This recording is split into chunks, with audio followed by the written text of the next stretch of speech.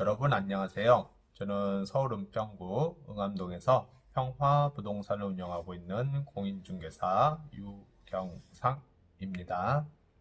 금일 말씀드릴 내용은 계약금의 일부 입금 시 주의사항입니다. 우리가 이제 전세를 얻거나 또는 이제 매매할 집을 구할 경우 이렇게 여러 집을 보잖아요.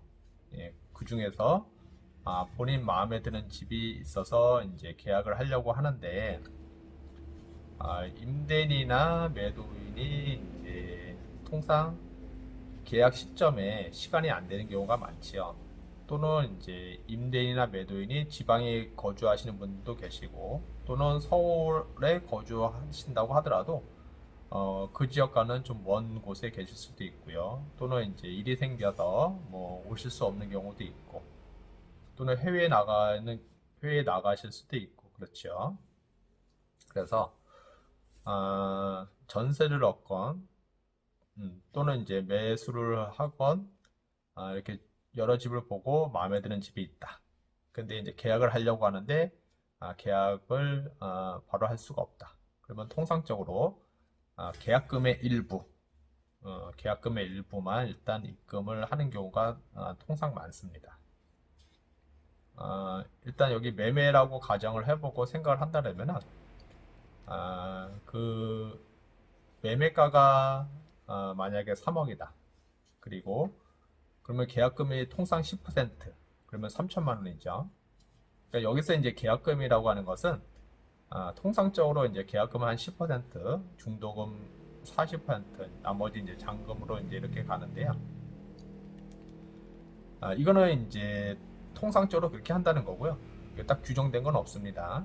계약금을 뭐 5% 해도 상관은 없습니다. 그보다 좀 적게 해도 되긴 하는데 통상 이제 10%, 뭐 5%할 때도 있고요.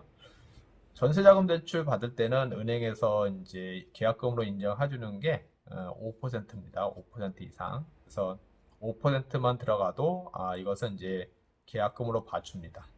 은행에서요. 그래서 계약금 일단 10%다. 그러면은 3억에 10%니까 3천만 원이잖아요.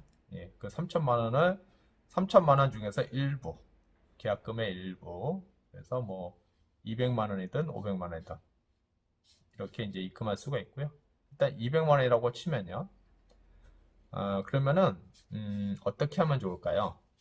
통상적으로는 이제 휴대폰으로 문자를 날립니다. 매매니까요. 매도인한테. 그리고 또 매수인한테도 같은 문자를 넣어줍니다. 그 내용이 뭐냐면은 일단 주소가 들어가야 되고요. 그 다음에 계약금, 계약금 뭐 3천만 원, 그 다음에 계약은 언제 하기로 한다. 이렇게 들어가야 되고요. 그다음에 중도금이 있을 수도 있고 없을 수도 있고, 그 다음에 이제 잔금은 2억 7천, 그리고 잔금 일자는 언제 한다. 이게 들어가야 되겠죠. 그리고 어, 금일 계약금의 일부 200만 원, 200만 원을 매도인 통장으로 입금을 하기로 한다. 그리고 어, 매수인이 변심할 수가 있잖아요. 하고 나서 매수인 변심 시 200만 원은 포기하는 것으로 하고, 그 다음에 매도인이 또 안 팔 수가 있잖아요. 매도를 안 할 수가 있으니까 매도인 변심 시 거의 2배 400만 원을 반환해 주기로 한다. 그리고 이에 동의할 경우, 그 다음에 이제 임대인 계좌번호 이렇게 놓고요. 그 다음에 이제 주요 뭐 특약사항에 들어갈 내용, 주요 특약사항에 들어갈 내용이 있다면 서로 협의해가지고 그것을 넣으면 됩니다. 그렇게 해서 이제 임대인한테 보내는 거죠. 그러면 임대인이 이제 그걸 읽어보고 계좌번호가 맞는지 안 맞는지 확인을 다 할 거 아니에요. 하고 그 다음에 이제 매도인한테도 보냈고 이제 매수인한테도 이제 보내는 겁니다. 그래서 쭉 읽어보고 확인해보고 이상이 없다 그러면은 그 매도인 계좌로 200만 원을 입금을 해라 이렇게 하면 됩니다. 그리고 나서 이제 그 계약 일자가 잡힐 거 아니에요. 그게 뭐 내일이 됐든 내일 모레가 됐든 뭐 3일 뒤가 됐든 일주일 뒤가 됐든 계약 일자가 잡히면은 그때 이제 만나서 정식 계약서를 작성하면 됩니다. 그러니까 문제는 이제 통상 언제 발생하냐면은 그 계약금의 일부 오늘 만약에 계약금의 일부 200만 원을 넣었다. 그러면은 통상 오늘이나 내일 발생합니다. 예. 본인이 이제 결정을 해놓고 나중에 집에 가서 생각해 보니까 이것은 잘못 매수를 한 것 같다. 갑자기 또 마음이 바뀔 수가 있잖아요. 그럴 때 이제 생깁니다.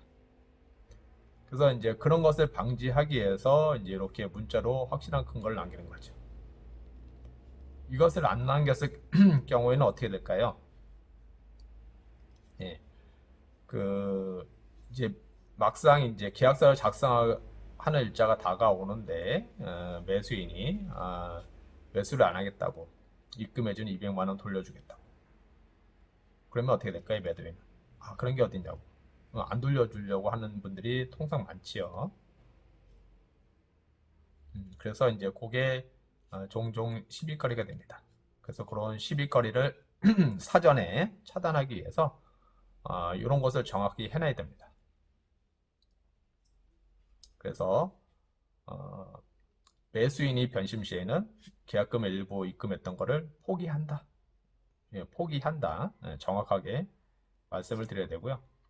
매도인이 변심 시에는 그의 2배, 계약금의 일부 입금한 금액의 2배를 반환해 주는 것으로 한다.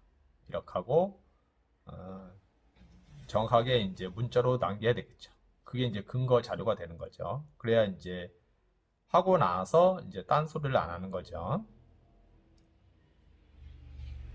그리고 나서 이제 그 계약일이 되면 어떻게 될까요? 계약이 되면은 이제 정식 계약서를 작성하고 서로 매도인과 매수인 측 서로 협의해가지고 특약사항에 넣으면 됩니다.